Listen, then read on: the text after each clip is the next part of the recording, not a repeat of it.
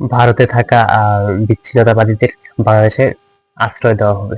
আচ্ছা, ভারতে থাকা এমন কোন বিচ্ছিন্নতাবাদী সংগঠন আছে যেটাকে বাংলাদেশে থাকতে দিলে বাংলাদেশের খুব বড় উপকার হয়ে যাবে? এরকম কোনো সংগঠন নেই। আর সেভেন সিস্টারে থাকা এরকম কোনো শক্তিশালী সংগঠনও নেই যারা আলাদা হতে চায়।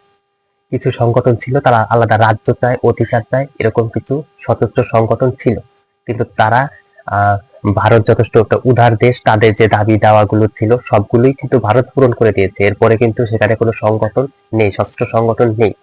যদিও দুই একটা থাকে, আপনি কাদেরকে দিবেন? মিজোরামকে দিবেন? মিজোরামের যে সশস্ত্র সংগঠন সেখানে আর তেমন কোনো সংগঠন নেই, সশস্ত্র সংগঠন নেই। যারাও আছে তারা কি বাংলাদেশের অখণ্ডতায় বিশ্বাস করে? মোটেও না। তারাও কিন্তু এই আপনার পার্বত্য চট্টগ্রাম নিয়ে একটা কুকিল্যান্ড চায়। তারাও কিন্তু বাংলাদেশের অখণ্ডতায় বিশ্বাস করে না। আপনি যদি আসামেরটা দেখেন, আসামের লোকজনও কিন্তু তারা কিন্তু সিলেটটা চায়। আসামেও তেমন সশস্ত্র সংগঠন এখন আর নেই সক্রিয়, তারা বিলীন হয়ে গেছে। কিন্তু তারপরেও যদি ধরেই নেই, যদি আসামের সশস্ত্র সংগঠনকে থাকার ব্যবস্থা করে দেয় বাংলাদেশে, তারাও কিন্তু চায় বাংলাদেশের সিলেট অঞ্চলটাকে নিয়ে একটা অখণ্ড আসাম করতে। আপনি মেঘালয়ে দিবেন? মেঘালয়েও নেই এখন। সেখানকার লোকজনও কিন্তু তারাও কিন্তু চায় মৌলভীবাজার ইত্যাদি এগুলো নিয়ে নিতে। আপনি যদি খালিস্তানের যে আছে তাদেরকে যে দেন, আপনাদের ওই আপনারা তো খুব পাক প্রেমী, পাকিস্তানকে খুব ভালোবাসেন, তারাও কিন্তু পাকিস্তানের অখণ্ডতায় বিশ্বাস করে না। তারাও কিন্তু ওই পাকিস্তানে থাকা পাঞ্জাবের কিছু অংশ নিয়ে নিতে চায়। আপনি কাদেরকে দিবেন? আর ত্রিপুরাতে থাকা দেখে দিবেন? ত্রিপুরারাও কিন্তু এই যে পার্বত্য চট্টগ্রাম, তারপরে কুমিল্লা, এসব নিয়ে কিন্তু অখণ্ড একটা ত্রিপুরা ল্যান্ড চায়। আপনি কাদেরকে দিবেন? কাদেরকে বাংলাদেশে আশ্রয় দিবেন? কাদেরকে থাকতে দিবেন? কেউই বাংলাদেশের অখণ্ডতায় বিশ্বাস করে না। আর আপনি এখন যাদেরকে থাকতে দিবেন তারা আর নেই ওখানে।